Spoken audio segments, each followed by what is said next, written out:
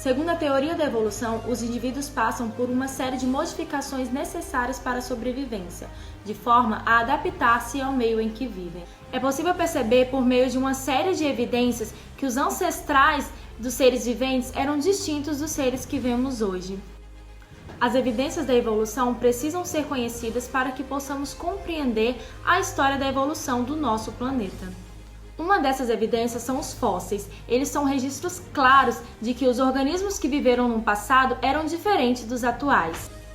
A homologia é outra forte evidência evolutiva, pois permite estabelecer ancestralidade comum entre organismos diferentes, com base nas suas semelhanças anatômicas, morfológicas e fisiológicas.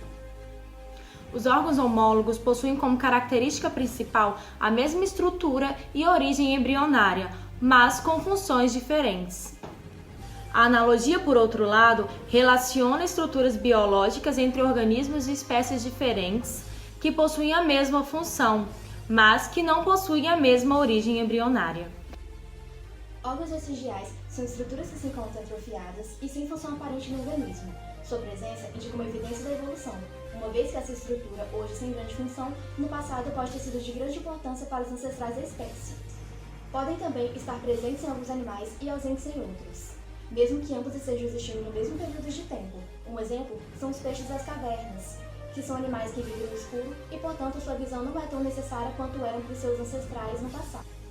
Os seres vivos continuam evoluindo, mesmo que não possamos observar diretamente. Um exemplo atual são as bactérias resistentes aos medicamentos e os insetos resistentes aos pesticidas. A biologia molecular analisa a estrutura da célula e do DNA.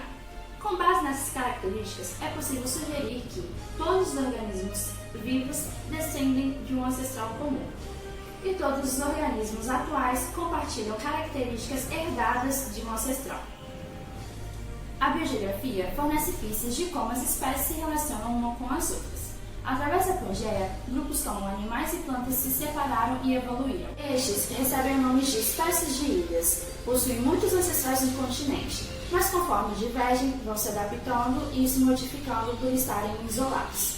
Conclui-se que a evolução são indícios de que as espécies se modificam ao longo do tempo.